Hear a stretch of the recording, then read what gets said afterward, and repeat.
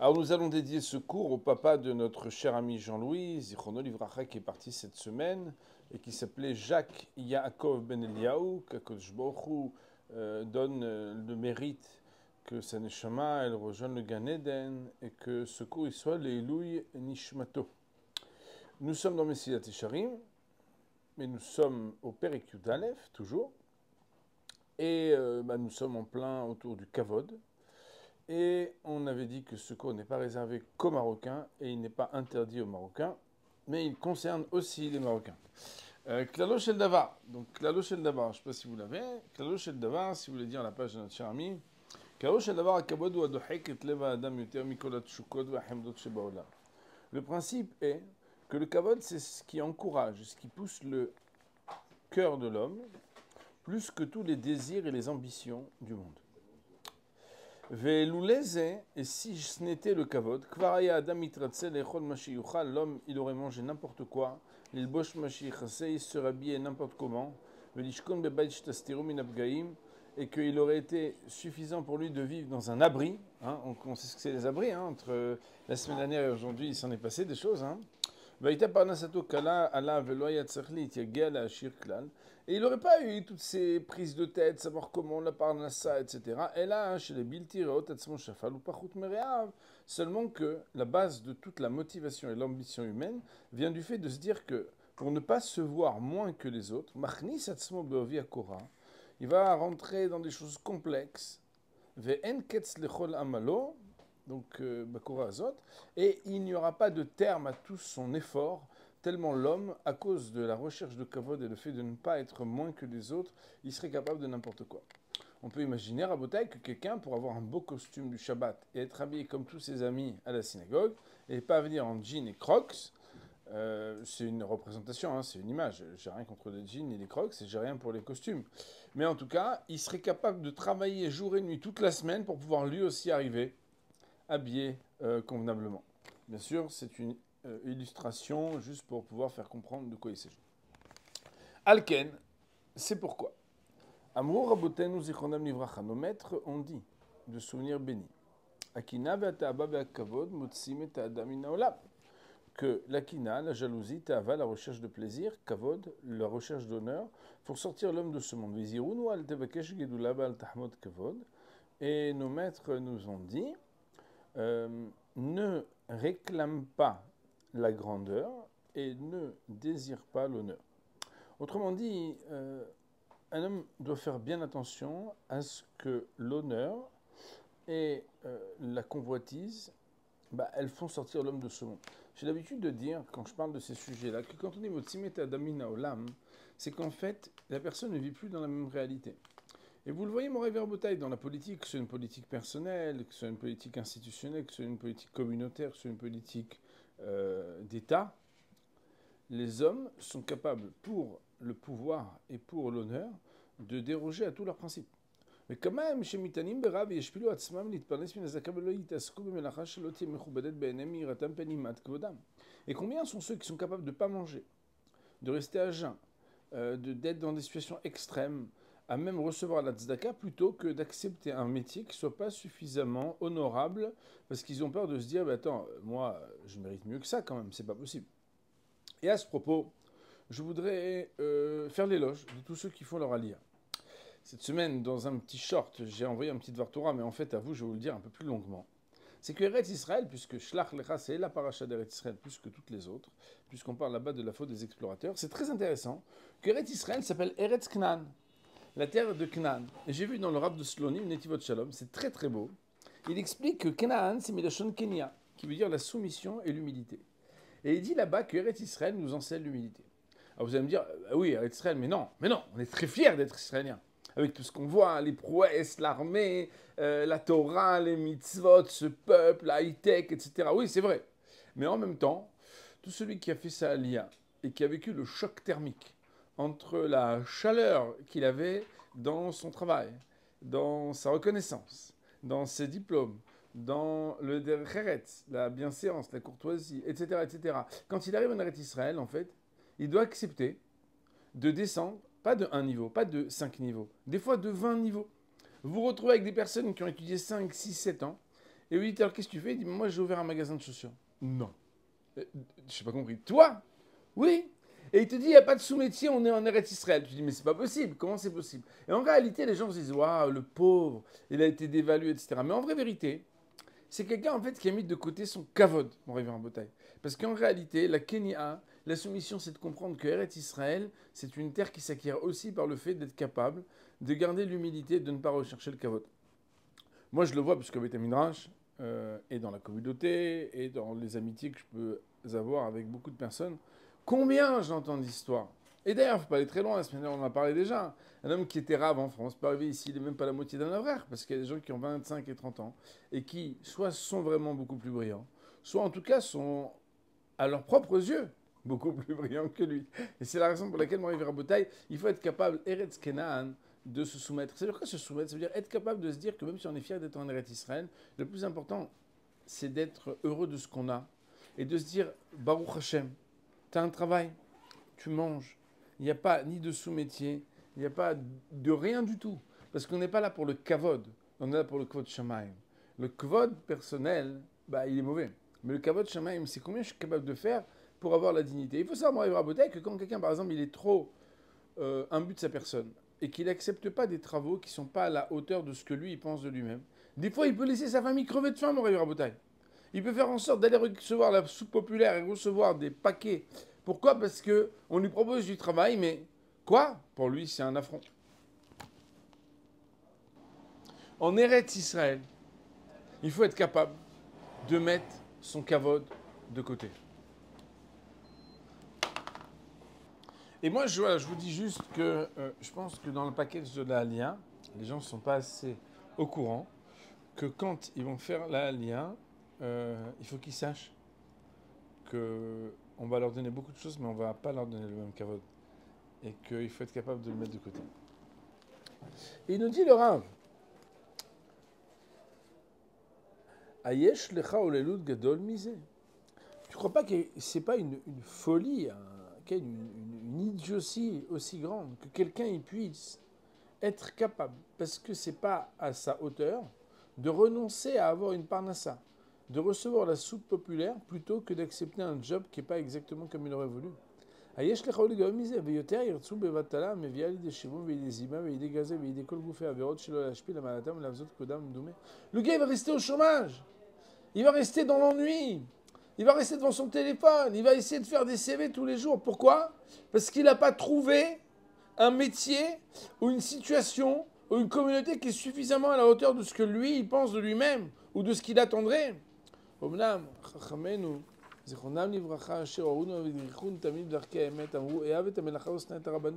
pourtant, nos maîtres, ils sont clairs là-dessus. Ils nous disent aime le travail et déteste la rabbanout. C'est quoi la rabbanout? Il ne faut pas être rave. Non. Il faut être rave à la condition de dire à Frère de Vologine de détester la rabbanout. Je ne sais pas si vous comprenez. Normalement, vous êtes médecin, il faut aimer la médecine. Normalement, vous êtes dans le graphisme, il faut aimer le graphisme. Mais dans la rabbanout, il faut mépriser la rabbanout. Pourquoi? Parce qu'en réalité, on veut bien accepter de jouer un rôle, mais pas pour l'honneur du rôle. Et il faut savoir, mon Rav Botaï, que de toute façon, le kavod, s'il te revient, tu vas devoir le supporter, puisque celui qui fuit le kavod le poursuit. Mais un homme, il doit être capable de fuir le kavod, ça veut dire d'être conscient que le plus important, c'est pas le kavod. Et d'ailleurs, vous savez, nos Khamim, ils nous disent, sauf à kavod lavo. Le kavod, s'il doit venir, de toute façon, il viendra. Et je ne sais pas si ça vous arrive, mais des fois, on a l'impression que c'est injuste. Vous êtes dans un métier, et vous voyez qu'il y a des gens qui ne pèsent pas comme vous, et qui ont beaucoup plus d'honneur. Ils sont respectés, ils sont nommés, l'employé de la semaine, l'employé du mois, l'employé de l'année. Et vous vous dites, mais attends, ce gars-là, objectivement, il n'a pas les mêmes résultats que moi. Objectivement, il n'a pas la même formation. Objectivement, il n'a pas la même expérience. Et les gens font son éloge et regardent comment on le met en avant. Ben, il faut savoir que le vrai kavod, c'est ce que toi tu sais de toi-même, pas ce que les gens disent de toi.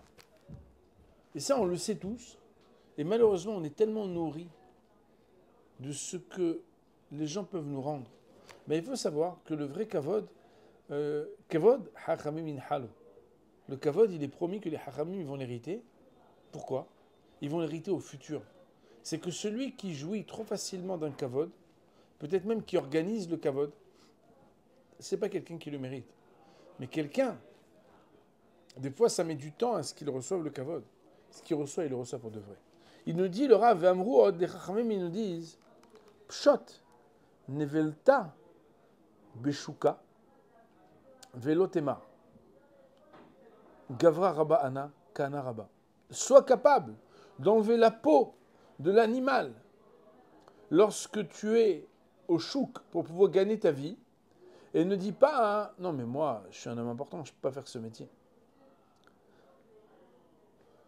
En disant, donnez-moi la tzedaka, moi je ne suis pas capable de faire ça. Vous savez, je ne sais pas si ça vous arrive, je suis désolé de raconter ces histoires, mais des fois il y a des gens, ils viennent vous voir, et vous voyez un monsieur qui est un vieillard, et il lui manque une jambe, et il vous tend la main et vous demande de l'argent. Vous lui donnez une pièce. Mais des fois, vous voyez un monsieur, il a 25-30 ans, il est vaillant, il a l'air d'être en bonne santé, et il vous demande de l'argent. Et des fois, vous avez envie de lui dire, mais je veux lui faire un plus grand chesed. Tu sais, mon gars, viens voir, voilà une pièce, mais j'ai besoin de quelqu'un pour m'aider. Demain, je vais faire un déménagement, tu vas être payé tant de l'heure. Et la personne dit, mais attendez, moi je ne suis pas un déménageur, moi. Moi, je ne peux pas m'abaisser à faire ça. La Gemara, elle dit, un homme, il ne peut pas dire, moi, je ne peux pas m'abaisser à un travail qui est un sous-travail, un sous-métier. Mais par contre, puisqu'il en est ainsi, ben, donnez-moi la tzedaka. Alors, bien évidemment, en bouteille. La Gemara, elle nous dit, dès Marsour Hacharir Sarlo, quand la Torah elle nous dit qu'un homme, il faut être capable de prendre en considération son manque, c'est que s'il roulait en Rolls-Royce, c'est un très grand tsar, c'est une très grande peine pour lui, bah, de rouler dans une petite voiture pas chère. C'est normal. Et la vraie tzedaka, c'est de lui repayer une Rolls-Royce. C'est écrit, hein, c'est écrit. Alors, bien évidemment, pourquoi il a commencé à vivre en Rolls-Royce, etc. Mais en vraie vérité, ça dépend où tu as grandi.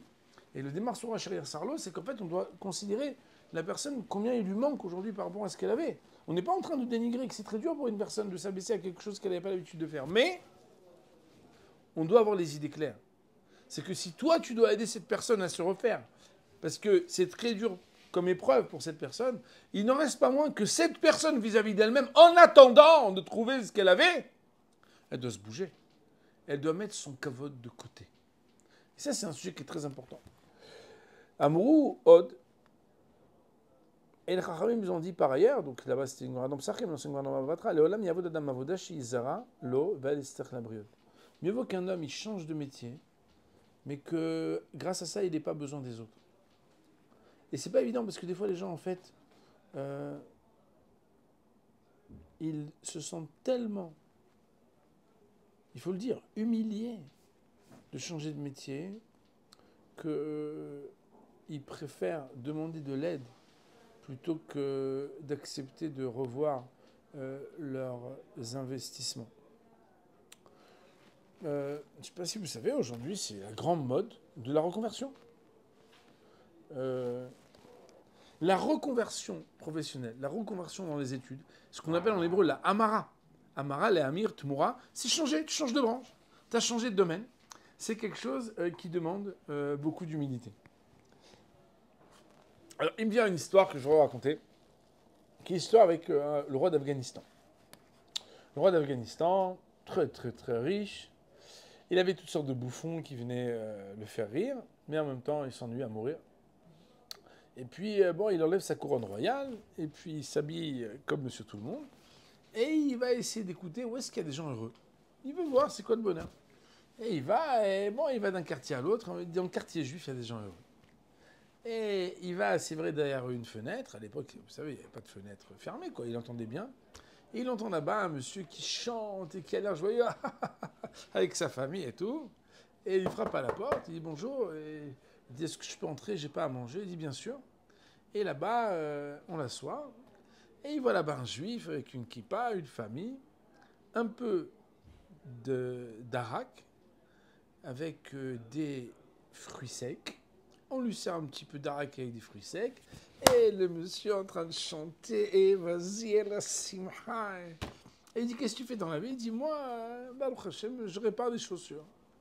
Et il dit, alors, c'est stable comme métier? Il dit, bien sûr, Baruch Hashem, yom yom. Et il dit, ah, très bien. Merci beaucoup.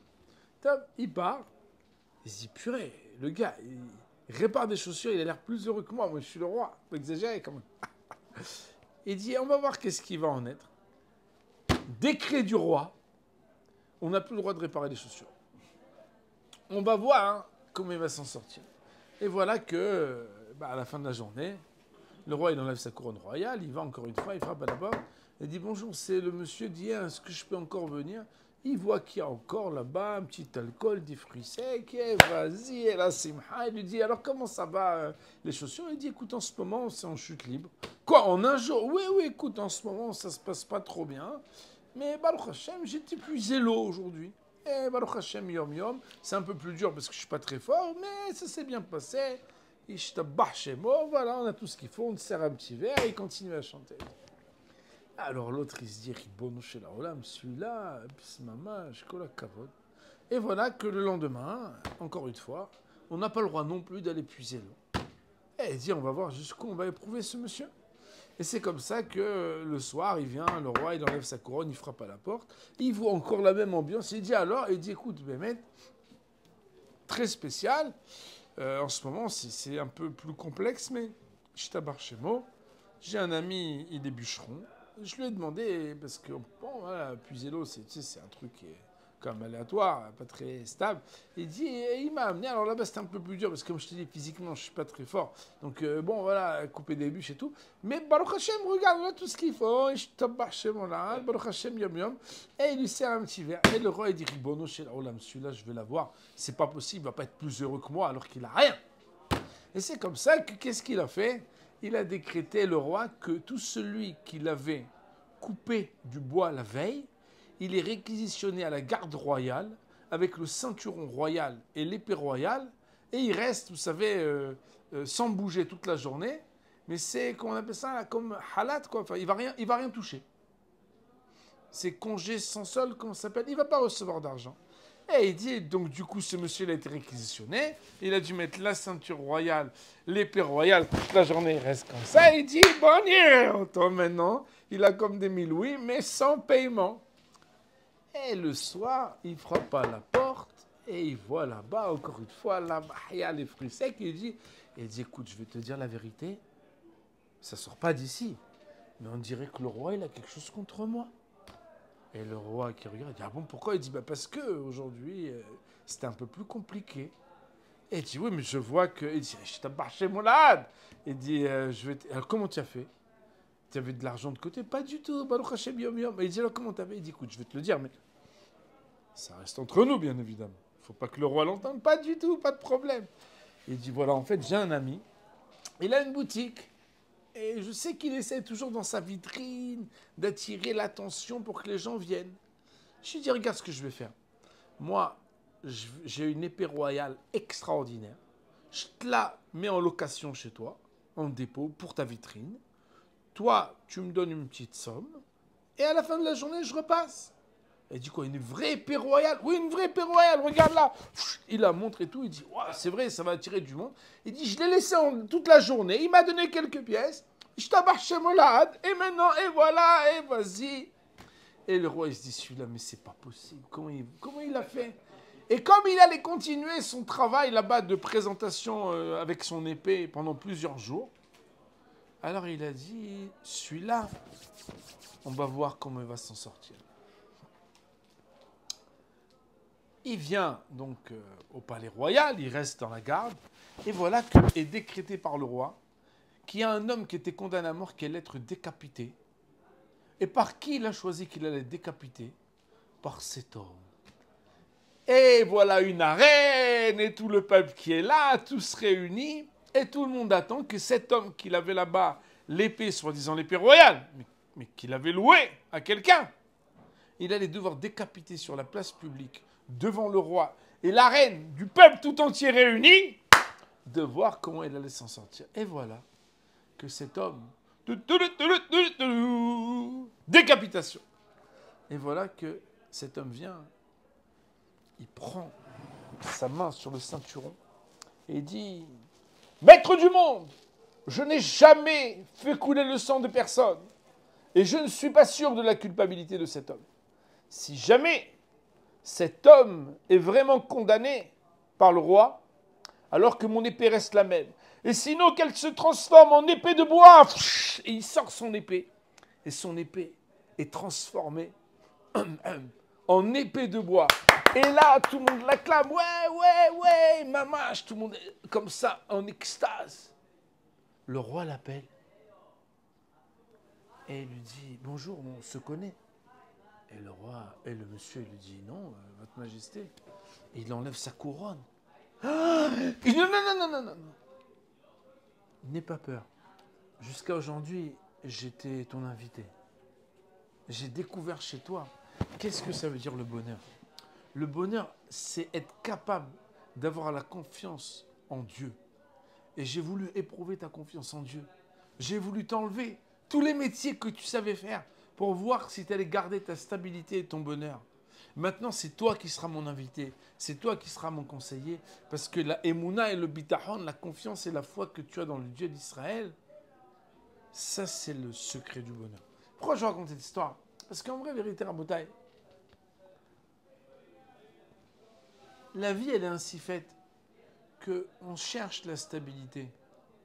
Mais est-ce qu'on cherche la stabilité financière ou la stabilité spirituelle? Dernièrement, je disais à quelqu'un, quand quelqu'un il a la guerre, les bombes, etc., on se pose plein de questions sur le plan politique, sur le plan économique. Mais un juif, sa stabilité spirituelle, elle ne dépend pas de ce qui est à l'extérieur de lui. Elle dépend de ce qui est à l'intérieur de lui.